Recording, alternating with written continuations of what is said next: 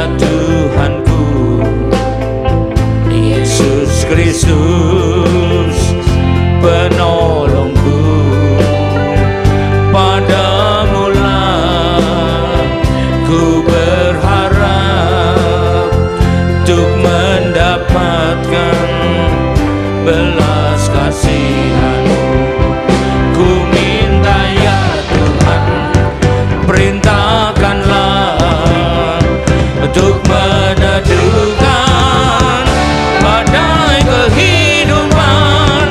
Lepaskan kami dari penderitaan dan beri hidup yang penuh pengharapan.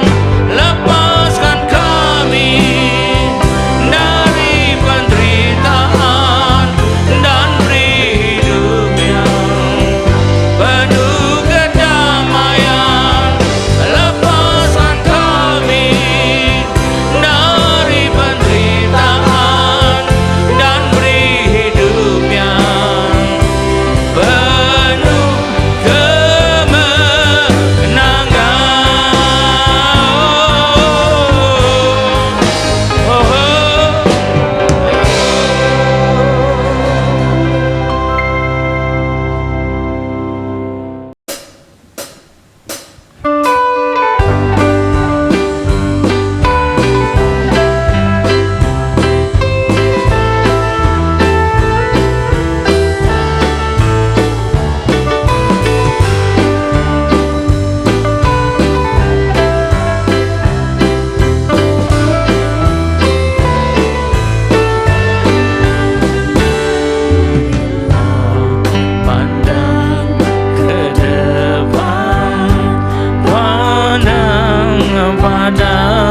salibnya. Lupakan dulu semua duka, derita dan nestapa. Yesus ada bagi kita, Dia tak pernah tinggalkan. Ditanggungnya semua sengsara bagi kita yang percaya. Bersorak, bernyanyilah, jangan kita putus asa. Kuasanya naungi kita, percayalah padanya.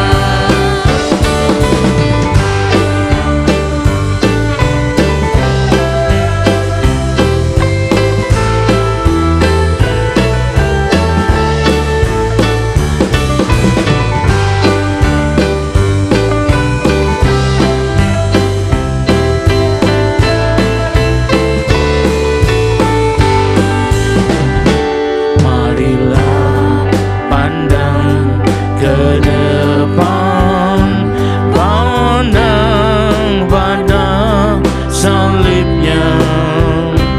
Lupakan dulu semua duka, derita dan nestapa.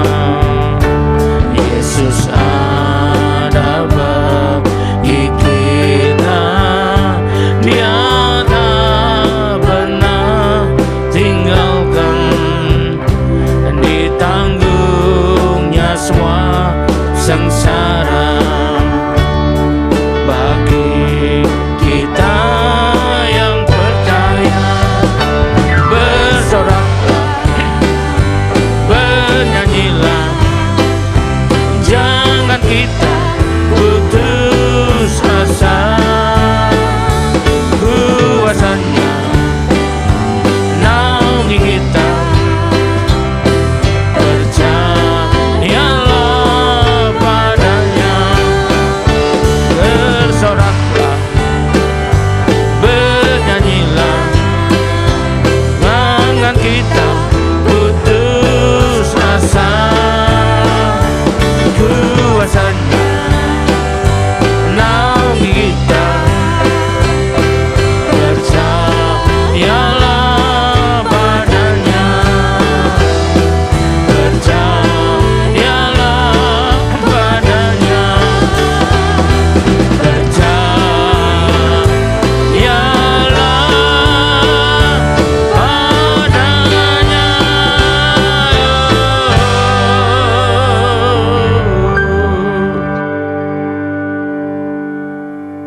Shalom.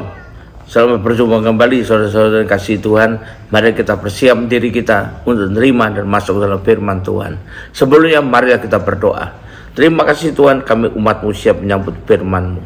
Urapilah kami semua dan urapi hamba-Mu yang akan menyampaikan firman ini, agar firman ini tidak kembali dengan sia-sia, yang boleh tumbuh dalam hidup kami dan menghasilkan buah yang baik dan berlipat ganda, yaitu sampai 30 kali, 60 kali, bahkan 100 kali ganda. Dan berikanlah pada kami semua urapan roh, hikmat dan wahyu daripadamu, supaya kami boleh mengerti dan menangkap firman-Mu ini isinya dengan baik dan benar, yaitu tepat seperti apa yang Engkau masukkan kepada kami semua. Terima kasih Tuhan, kami semua siap sambut firman-Mu hanya dalam satu nama yang berkuasa, yaitu namamu sendiri, yaitu namamu Tuhan Yesus Kristus. Haleluya, amin. Nah, saya lagi shalom saudara kasih Tuhan. Mari kita persiapkan diri kita untuk segera menyambut firman Tuhan. Tema firman Tuhan pada saat ini saya pilihkan yang bertemakan, mengapa si Rahab itu diselamatkan. Mengapa si Rahab itu diselamatkan? Nah, saudara kasih Tuhan, kita kan tahu sendiri, kita mengerti ya, kita sudah banyak sekali baca bahwa Israel mengalahkan Yeriko, dan saat Yeriko dikalahkan, semua orang di dalamnya ditumpas sesuai dengan perintah Tuhan, kecuali seseorang. Ternyata siapa dia yang bisa selamat tuh? Ternyata namanya si Rahab. Siapa Rahab ini? Apa istimewanya sampai dia bisa selamat sedangkan yang lain ditumpas? Ternyata ia malah seorang pelacur. Mungkin timbul pertanyaan, kenapa pelacur yang diselamatkan, yang lainnya kok enggak? Nah ini ya, nah kita perlu tahu, jadi kita tidak salah memperkirakan atau salah memahaminya. Jadi ternyata walaupun dia orang berdosa sekali ya, diselamatkan, dia punya hal-hal yang cukup baik di hadapan Tuhan sehingga bisa dia akhirnya diselamatkan juga. Yang pertama kita mau belajar, karena ia meresponi, mengikuti panggilan Tuhan buat dirinya. Panggilan Tuhan buat dirinya pada yang pertama itu adalah untuk menyelamatkan pengintai-pengintai dari Israel. Walaupun berisiko besar, kalau dia ketahuan sudah pelacur, ketahuan menyelamatkan musuh, bisa dihukum mati dia. Tapi dia tidak peduli, dia tetap mentaatinya, tetap melakukan dengan sepenuh hati, bahkan melindungi. Nah, jadi itu adalah kemauan dan tekadnya yang meresponi atau mengikuti apa yang diperintahkan Tuhan padanya, yang berupa panggilan untuk dia.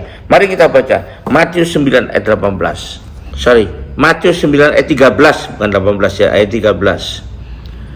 Jadi pergilah dan pelajari arti firman ini. Yang kuhendaki ia belas kasihan dan bukan persembahan.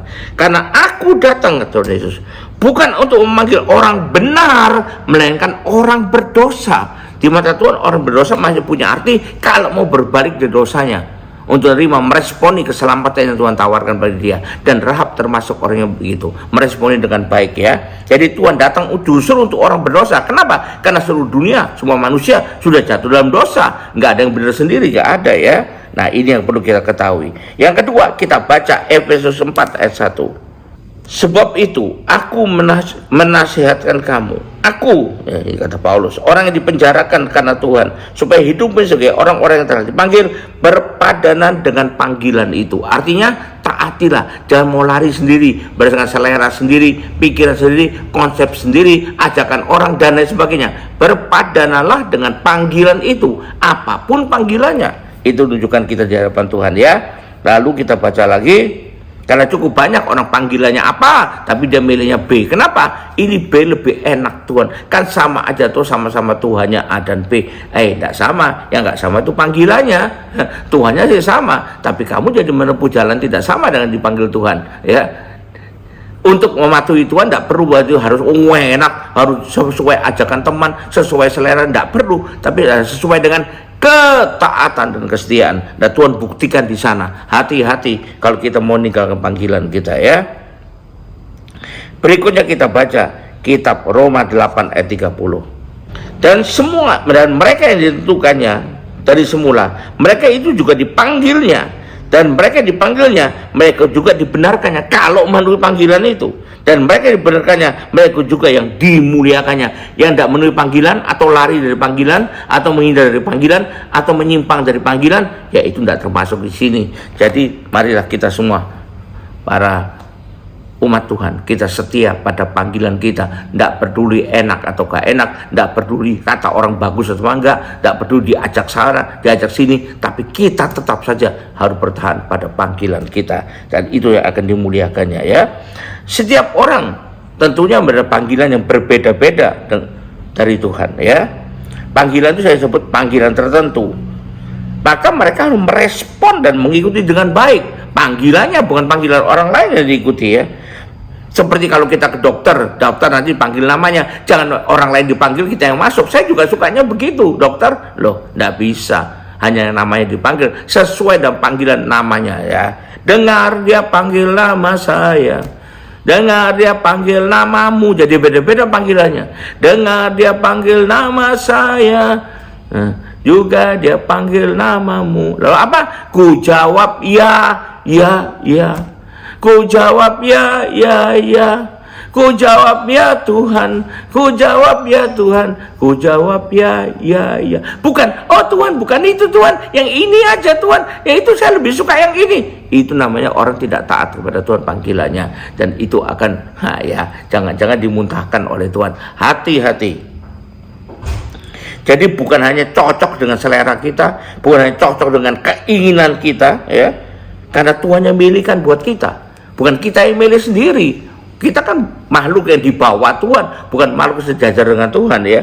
Yohanes 15 ayat 16 mengatakan, kitab Injil Yohanes pasal 15 ayat 16. Jelas sekali loh. Bukan kamu yang milih aku, tapi akulah yang milih kamu. Dan aku telah menetapkan kamu sehingga kamu pergi dan menghasilkan buah, dan buah itu tetap, supaya apa yang kau minta pada Bapa dalam namaku diberikannya kepadamu. Jadi kalau kita tidak memenuhi panggilan Tuhan, tapi lebih mencari kesukaan sendiri, maka kita tidak akan berbuah, tidak akan menghasilkan buah ya. Dan kedua, apa yang kita minta kepadanya belum tentu kita diberikan oleh Tuhan. Kenapa? Karena kamu tidak patuh pada panggilannya, hanya ngikuti selera sendiri, hanya ngikuti konsep sendiri, hanya ngikuti keinginan daging kita sendiri. Hati-hatilah. Itu Rahab tidak melakukan demikian ya. Dia melakukan panggilan Tuhan itu dengan taat dan setia walaupun penuh risiko. Bayangkan sudah pelacur, lalu kemudian berkhianat lagi kata orang, ya diracun sampai mati lah ya. Tapi dia tidak tergoyahkan.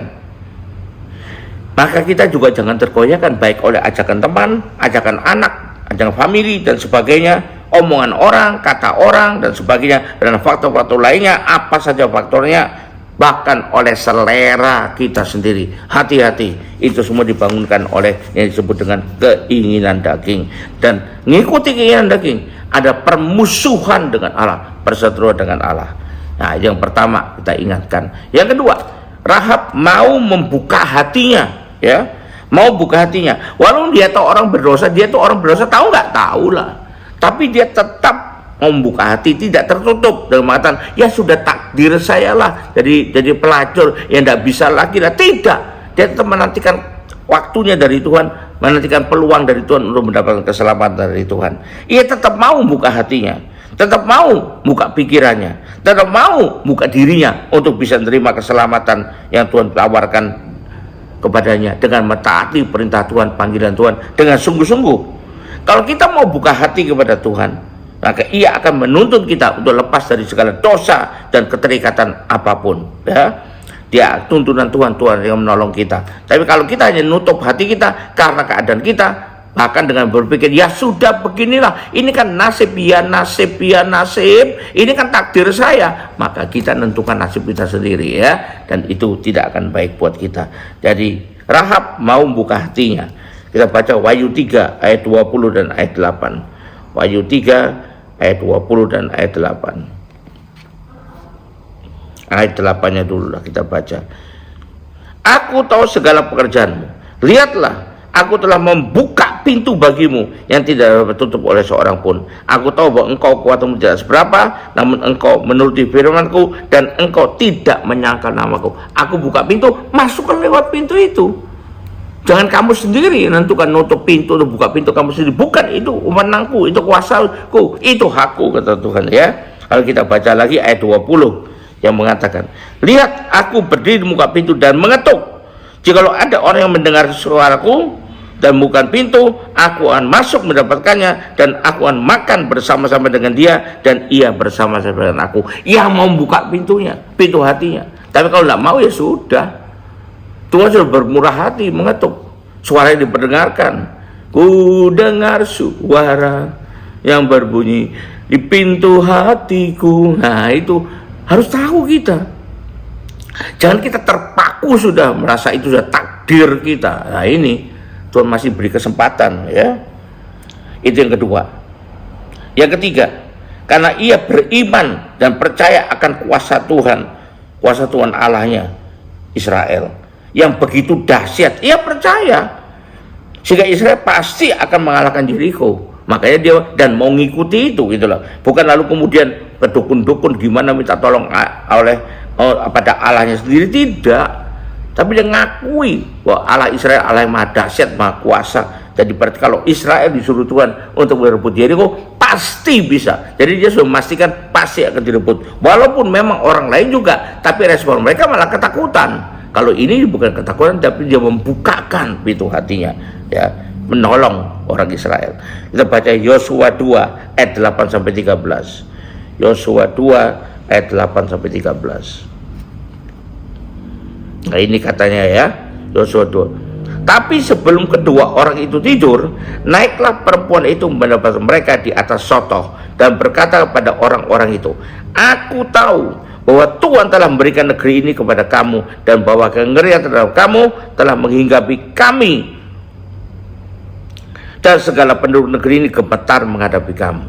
Tapi yang lain itu gemetar untuk mau melawan, ini mau mengikuti Tuhan. Dan kami mendengar bahwa Tuhan telah menenggelamkan air laut Teberau di depan kamu, sehingga kamu berjalan keluar dari Mesir. Dan apa yang kamu lakukan kepada kedua orang raja orang Amori yang di seberang sungai Yordan itu, yakni kepada Sihon dan Og yang telah kamu tumpas. Ketika kami mendengar itu, tawarlah hati kami, dan jatuhlah semua setiap orang menghadapi kamu. Sebab Tuhan Allahmu ialah Allah di langit dan di atas bumi dan di bawah bumi, yang mengakui Tuhannya Allahnya Israel. Maka sekarang bersumpahlah kiranya demi Tuhan bahwa karena aku telah berlaku ramah terhadap kamu, kamu juga akan berlaku ramah terhadap kaum keluargaku. Dan berikanlah kepadaku suatu tanda yang dapat dipercaya, bahwa kamu akan membiarkan hidup ayah dan ibuku, saudara-saudaraku yang laki-laki dan yang perempuan, dan semua orang-orang mereka, dan bahwa kamu akan menyelamatkan nyawa kami dari maut. Maka selamatlah, yang lain tumpas, selamatlah si Rahab dengan orang tuanya dan saudaranya dan kaumnya yang dimaksudkan itu. Jadi ini dia mendapatkan apa yang dia inginkan, ya. Kan dia percaya, beriman akan kuasa Tuhan Allah Israel, ya. Kita perlu tahu. Lalu yang terakhir, apa yang ada pada Rahab? Si Rahab, ia memilih untuk bertindak menurut imannya itu.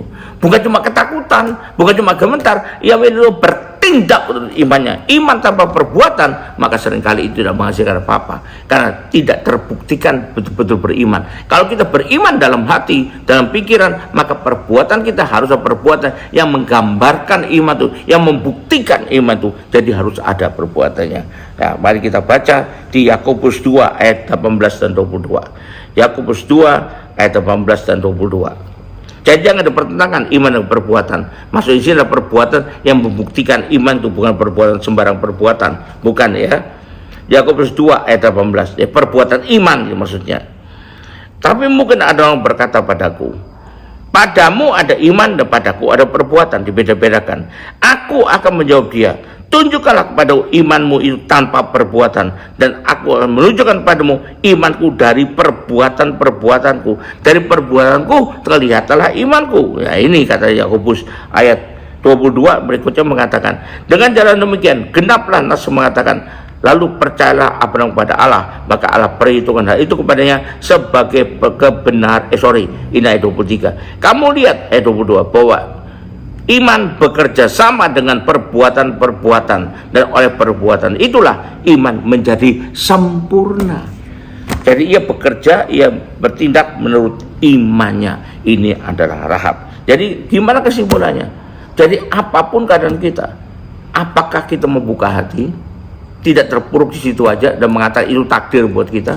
Apakah kita percaya pada kuasa Tuhan? Apa kita mau bertindak sesuai iman kita, ya? Jadi juga intinya apa kita meresponi panggilan Tuhan buat kita. Kalau itu kita lakukan, kita akan mendapatkan keselamatan. Haleluya, puji Tuhan. Mari kita akhiri ibadah ini dengan terima berkat Tuhan. Angkat dua tanganmu, terima berkat Tuhan. Haleluya.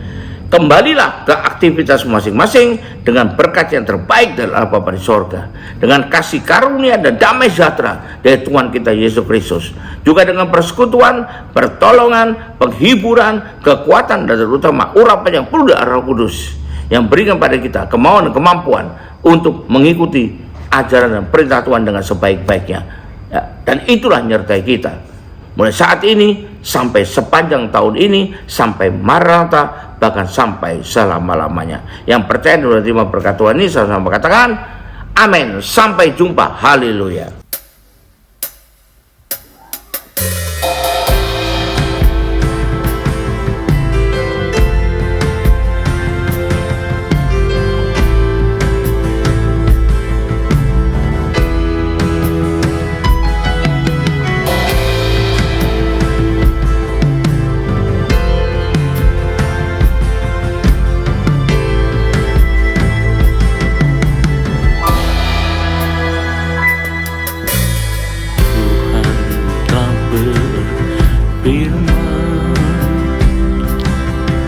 Bila yang menutup langit hingga tidak ada hujan, dan bila yang menyuruh belalang memakan habis hasil bumi, dan bila yang melepaskan sampar di antara umatnya, dan umatnya yang atasnya namanya disebut, merendahkan diri berdoa serta mencari wajahnya, dan berbalik dari jalan yang jahat, ia akan mendengar dari surga dan ampuni dosa mereka, dan pulihkan negeri mereka.